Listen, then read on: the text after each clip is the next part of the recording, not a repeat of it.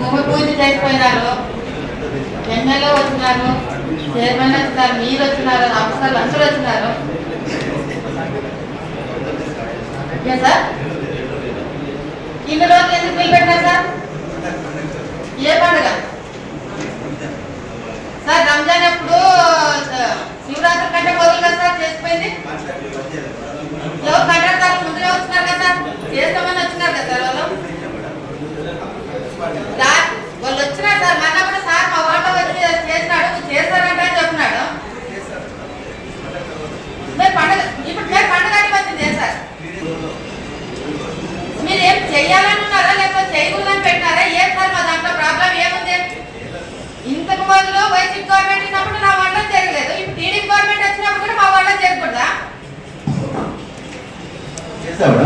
ఎప్పుడు చేశారు సార్? పూజ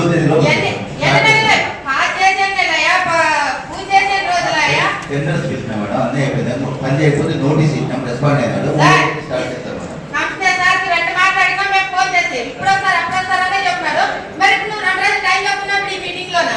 థర్డ్ ఆయన పని చేయకపోతే ఫైనల్ నోటీస్ ఇచ్చాం. ఏంటి సార్ మన కంప్లైంట్ కాదు ఇంటికి చేపిస్తారు మేడం. మరి ఇంకా ఎప్పుడు చెప్పారు సార్? కంపల్సరీ పెట్టినాము, అది చెప్పడం లేదు. పైప్ లైన్ పెట్టినాను, అది చెప్పడం లేదు.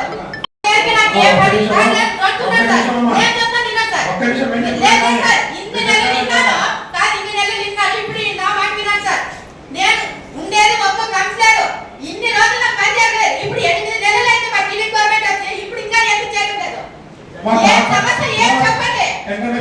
చెయ్యాలంటున్నారా చేయమంటున్నారా సార్? ఈ మాట పండుగ కాదు సార్, చెప్పేది మొన్న వచ్చి ఫోన్ చేస్తారు, మీరు మాట్లాడతారు సార్. మొన్న మీరు వచ్చి ఫోన్ చేస్తారు, వస్తారంటే చెప్పినావు. మరి ఇంతకు ముందు మేము ఇంటికాడ చేస్తాము, వస్తారని చెప్పినావు. మరి ఇప్పుడు ఏమో రంజాన్ అంటున్నారు. మా వాళ్ళ సమస్యలు ఏమో అసలు పట్టించుకోరా? మేము కంప్లైంట్ కాదు ఇంటికి 51 టెండర్ పెట్టినారు, 21 ఉన్నాయి కదా సార్. మిగతావన్నీ ఎందుకు తీసేస్తారు? కాంట్రాక్టర్లు ముందుకు రావడం లేదా, చేయడం లేదా? చెప్పండి సార్, ఆయన పిలిపియండి ఇక్కడికి. ఆయన కూడా ఎందుకు చేయడం లేదు? ఉండే ఒక్క కౌన్సిలర్ కి ఇంతవరకు పని చేయలేదంటే మాకేదో మాకు చూపించాడు. ఎవరి దగ్గరికైనా ఏమైనా పోవాలంటే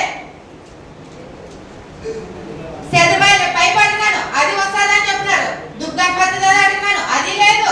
ఇప్పుడు ఏదో భూమి పూజ చేసిపోయినారు అందరూ వచ్చి, దానికి చేయడం లేదు. చెప్పండి సార్, ఇప్పుడు మీరు చెప్పండి.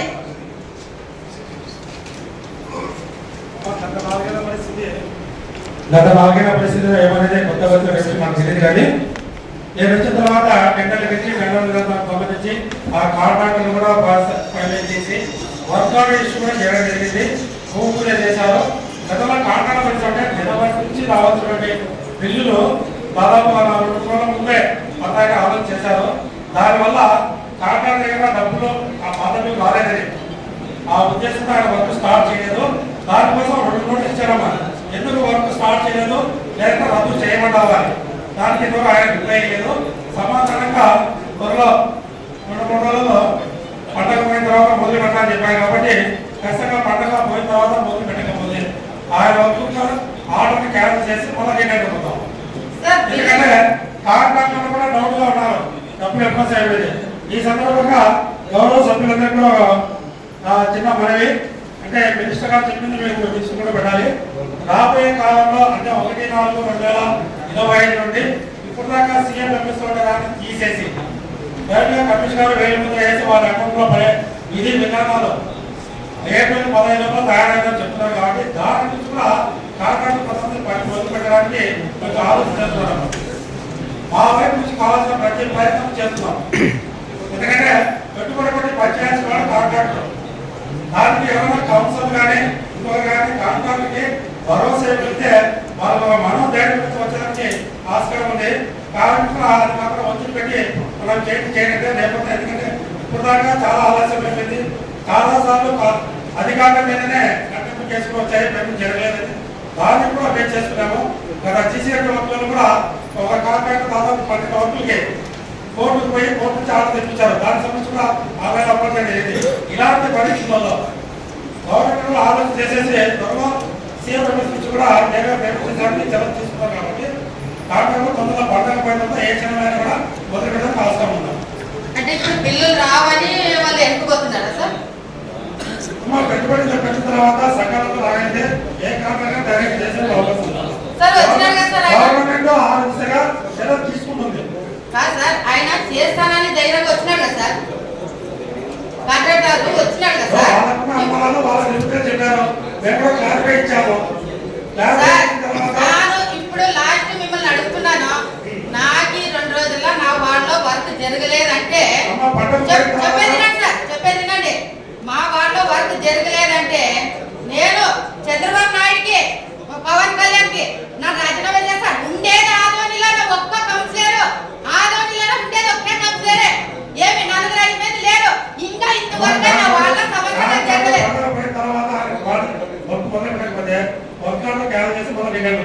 ఇన్ని రోజులు ఎందుకు నిలబెట్టారు? మా పద్ధతి ప్రకారము లేదు ఏమన్నా లంచాలు అంటున్నారా? ఏమన్నా చెప్పండి, వాళ్ళు ఎందుకు పోతున్నారు వాళ్ళ ఇంటికి? గౌరవ సభ్యులందరూ కూడా ఒకసారి ఏమన్నా కాంట్రాక్టర్తో మీటింగ్ ఏర్పాటు చేస్తుందని మీరు ఎక్కడికి ఒకరితే కాంట్రాక్టర్ మీకు కూడా ఒక సమావేశం ఏర్పాటు చేస్తారు. సార్ ఎందుకు సార్ కాంట్రాక్టర్లు ఇన్ని రోజులు వర్క్ వచ్చే వాళ్ళు ఈ 8 నెలల్లోనే ఏ కాంట్రాక్టర్ వచ్చి పని చేయడానికి ముందుకు రావడం లేదు? దాని మీద కూడా ఒకసారి కొన్ని సమాధానాలు నేను డైరెక్ట్ గా చెప్పలేను కాబట్టి అలాంటి వాళ్ళ దగ్గర సాధక బాధకాలు ఏమన్నా మీరు ఇదే చెప్పగలిగితే గౌరవ సభ్యులు కూడా కూర్చొని ఒకసారి మాట్లాడి ఆలోచన చేసుకోవచ్చు చెప్పండి. ఓకే సార్ ఇప్పుడు నీకు 3 రోజులు టైం సార్. సార్ 3 రోజుల టైం మనకి.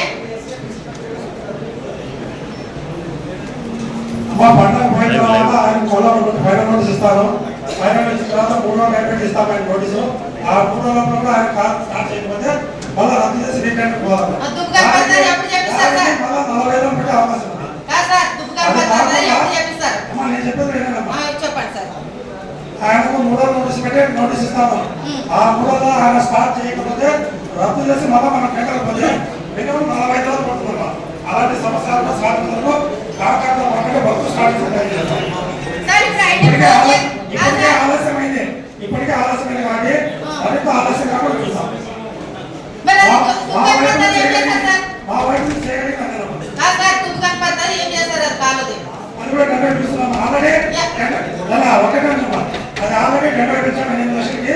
ఎవరు పార్టిసిపేట్ కదా మళ్ళీ మన నీళ్ళన్నీ పైకి వస్తుంటే నేను పెరిగిపోతుంటే నిలబెట్టాలి, వాసన వస్తున్నదని 3 సార్లు నమ్మకం పెట్టేసారమ్మా. దానికోసం మేము బాగా చూస్తున్నాము. బాగా టెండర్ పిలుస్తున్నాము. ఇప్పుడు మీరు వచ్చి ఎన్ని నెలలు అయింది సార్ ఇక్కడ? మీరు ఇక్కడ వచ్చి ఎన్ని నెలలు అయింది? మీరు నేను వచ్చి 6 నెలలు. 6 నెలలు కదా సార్. మరి మీకు ప్రతి మీటింగ్ లో చెప్తున్నారు కదా సార్. పబ్లిక్ తిరిగేది మేము చెప్పిన ప్రకారము మేము ఎస్టిమేట్ చేస్తున్నాము, టెండర్ పిలుస్తున్నాము. టెండర్ కాంట్రాక్ట్ పార్టిసిపేట్ కాకపోతే లేదంటే నామినేషన్ లేదు 5 లక్షలు బయట మీ కౌన్సిల్లో ఎప్పటికప్పుడు సబ్జెక్ట్ ఆమోదం చేసినట్లయితే నాకు సమస్య రాదు. మరి మాకు అసలు పనులే జరగడం లేదు, ఒక్కటి కూడా జరగడం లేదు. ఉండే ఒక్క కౌన్సిలర్ కూడా జరగకపోతే మేడం మా ద్వారా చెప్పేది ఏమంటే త్వరలో ఈ రోజు కానీ లేకపోతే మండే కానీ డీటెయిల్ నోటీస్ ఇచ్చి 3 రోజులు టైం ఇచ్చిన తర్వాత ఆయన స్టార్ట్ కాకపోతే క్యాన్సిల్ చేసేసి ముందు పెట్టి మళ్ళీ వెళ్ళిపోతాం.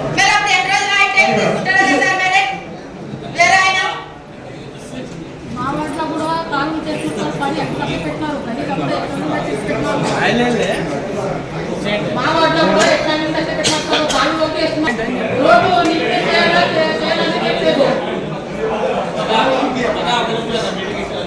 ఇది పాస్. 5వ అంశము పాస్.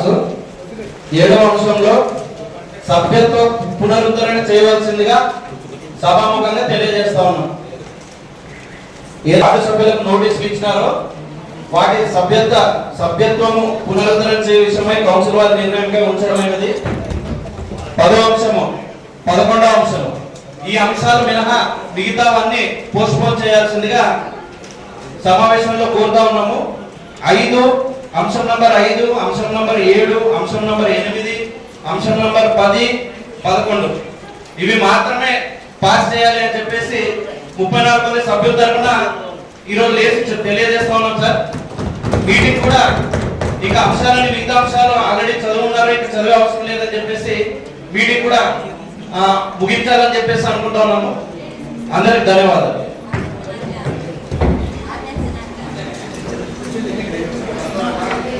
అధ్యక్ష, ఎవరి ఇష్టానికి వాడ మీటింగ్ చేస్తాను నేను కౌన్సిలర్ కాదా? నేను కూడా కౌన్సిలర్లే కదా. ఎవరి ఇష్టానికి వాళ్ళు మీటింగ్ చేసుకుని వెళ్ళిపోతే మేమంతా ఏమైనా అధ్యక్ష మాకు ఇక్కడ బాధ్యత వదలదా? మేము ప్రజల్లో బతకాలన్నా వద్దా అధ్యక్ష? మాకు ఎందుకు ఆపలేదు కదా? అజెండా ఇష్టం గురించి ఇది విధంగా ఇప్పుడే ఈ రకంగా ఉంటే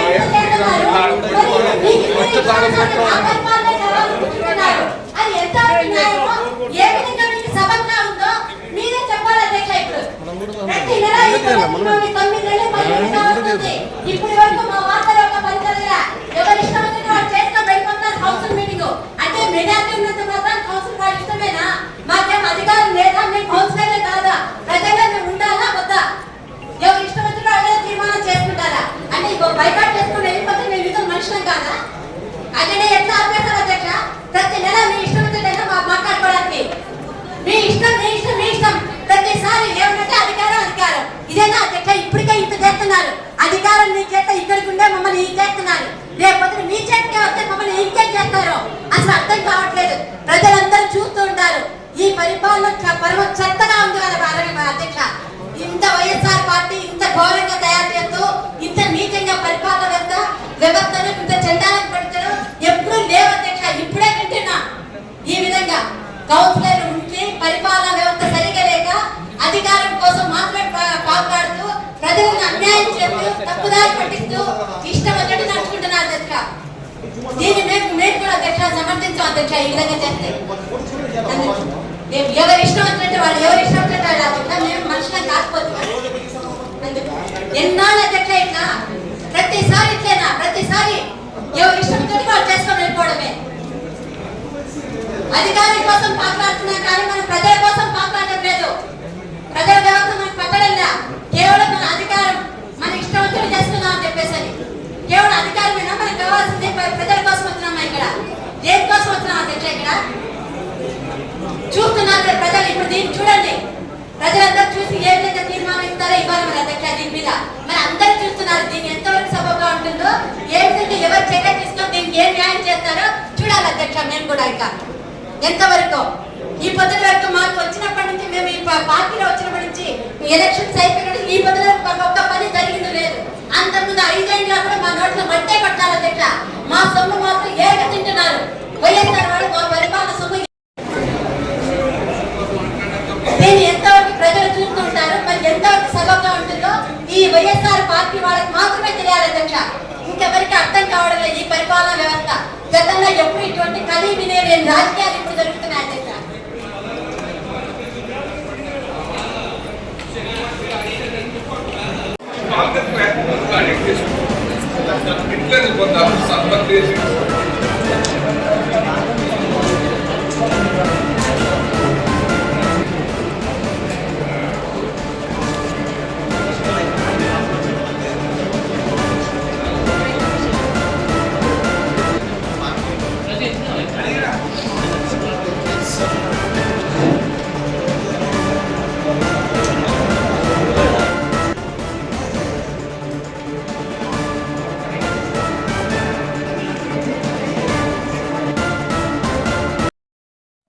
మీడియా సోదరులకు అందరికీ నమస్కారము.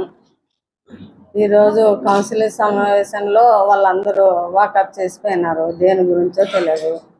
మరి ఇది ప్రజల సమస్య. వాళ్ళు ప్రజల సమస్యలు పట్టించుకోకుండా వాకప్ చేయడము ఎంతవరకు కరెక్టో వాళ్ళకే తెలియాలి. కేవలం నన్ను దింపేదాని కోసమే అంతే వాళ్ళు వాకప్ చేసేది. కుర్చీల కోసం కొట్లాడేది కేవలం నన్ను దింపేదాని కోసం 10 నెలల నుండి ఇదే రామాయణమే, ఇదే తంతే జరుగుతుంది. మాజీ ఎమ్మెల్యే గారేమో బిల్లులు పాస్ చేయించుకుంటున్నారు, పని చేయకుండా నేను అంటున్నారు. కానీ ఇక్కడ పని చేస్తే కదా బిల్లులు పాస్ చేసేది. ఆయన ఏమో అట్లా అంటున్నాడు, వీళ్ళేమో పాస్ చేయకుండా ప్రజల సమస్యలు పాస్ చేయకుండా వాకప్ చేస్తున్నారు. ఇది ఎంతవరకు కరెక్ట్, ఎంతవరకు న్యాయమో మరి ప్రజలు తెలుసుకోవాలా, అందరూ తెలుసుకోవాలా. ఇంకా చెప్పేది ఏముంటది ఇంకంతే ఇంకా ప్రజా సమస్యలు ఏమున్నాయి? దండుగుంటాయి ప్రజల సమస్యలు అంటే దండుగుంటాయి. దాంట్లో ఉండేటివి అజెండా కూడా చదవనీయకుండా లేసిపోయారు వాళ్ళు. అజెండా కూడా చదవనీకి లేదు. అది సబ్జెక్ట్ అంటే వాళ్ళకి నచ్చినట్టు పాస్ అనేది చదివి వదిలేసిపోయేది. అంటే మిగతా వాటిల్లో పన్నులు కట్టడం లేదా, ట్యాక్స్ కట్టడం లేదా, ఏం కట్టడం లేదు. వాళ్ళ వాటిల్లో పని అవసరం లేదా, మిగతా వాటిల్లో పని అవసరం లేదా? ఎందుకు అట్లా చేస్తున్నారు? కేవలం నన్ను దింపేదాని కోసం చేస్తున్నారు వాళ్ళు. అంతే, ఏం లేదు, వేరే ఉద్దేశం ఏం లేదు. ఏప్రిల్ 16 అవిశ్వాస తీర్మానం చెప్పి కలెక్టర్ ఉత్తర్వులు ఇచ్చారు కదా. అవును. మీరు ఎట్లా అవిశ్వాసం ఎట్లా ఎదుర్కోబోతున్నారు? ఎట్లుంటే అట్లా కానీ, అట్లయితే అట్లా కానీ, ఎట్లయితే ఇట్లా కానీ, అంతే. దాంట్లో ఏముంది? మీకు కూడా వచ్చాయి నోటీసులు? మీకేమైనా వచ్చాయి నోటీసులు? అవిశ్వాసం సంబంధించిన నోటీస్ వచ్చింది. ఇంకా నా వరకు నా దగ్గరకు రాలేదు. వచ్చిందని చెప్పినారు కానీ నా దగ్గరకు ఇంకా రాలేదు. కానీ ఎట్లయితే అట్లా కానీ, అది మీకేమైనా వచ్చిందా కదా? ఇంకా నా దగ్గరకు రాలేదు అన్నాను కదా. వచ్చిందని చెప్పినారు, నా కాటికి రాలేదు. ఇంకా ఎట్లయితే ఎట్లా కానీ అన్నిటికి సిద్ధం. దీక్ష కంటిన్యూ కొనసాగిస్తారా? ఎలా చేస్తారు మేడం? కొనసాగిస్తున్నాం. కంటిన్యూ కొనసాగిస్తారా? ఇప్పుడు 16 కొనసాగిస్తారా? ఏప్రిల్ 16 కొనసాగిస్తున్నాం. మేడం, ప్రస్తుతానికి వేసవి కాలం ఎక్కువ నీటి సమస్యలు ఉన్నాయి కదా, కనీసం దాని మీద కూడా చర్చించకుండా వెళ్ళిపోయినారు. మళ్ళీ అదే కదా అంటే నీటి గురించి అయితే ప్రాబ్లం అయితే ఏం లేదు. ఆదోని ప్రజలు భయపడాల్సిన అవసరం లేదు. అన్నీ కరెక్ట్గానే ఉన్నాయి. ఏమంటే కరెంటు వల్ల కొంచెం అటు ఇటు వదులుతారేమో కానీ లైన్ మెన్లు నీళ్ళకైతే ప్రాబ్లం లేదు. ఆదోనిలోన ఎవరు భయపడాల్సిన అవసరం అయితే లేదు అని చెప్తున్నాను ప్రజలకి. చర్చించకుండా వాళ్ళు అన్ని పెట్టినారు, దాన్ని ఉన్నాయి. అవి చూసుకోండి, ఉన్నాయి. లేకుండా బిల్లులు పెట్టంటారు. ఎట్లా పెడతాము? ఆయన ఏమంటున్నాడు? పాస్ ఇది పనులు జరగకుండా బిల్లులు పెట్టుకొని తీసుకుంటున్నారు అని చెప్తున్నాడు ఆయన. కానీ అజెండాలోన అంశాలు పాసే కాలేదు. ఇంకా బిల్లులు ఎక్కడ పెడతావు? వాళ్ళకి ఎప్పుడు ఇస్తావు? అది ఆయన అనేది. ఇంకా పని చేయకుండా డబ్బులు తీసుకుంటున్నారు అని ఆయన వాదన. చెప్పినాడు, ఇంతకుముందే చెప్పినాడు. ఇంతకుముందే నెల కిందట ఏమో చెప్పినట్టున్నాడు ఆయన. నేను ఇప్పుడు చెప్తున్నాను. సాయి ప్రసాద్ రెడ్డి చెప్పిన వాళ్ళు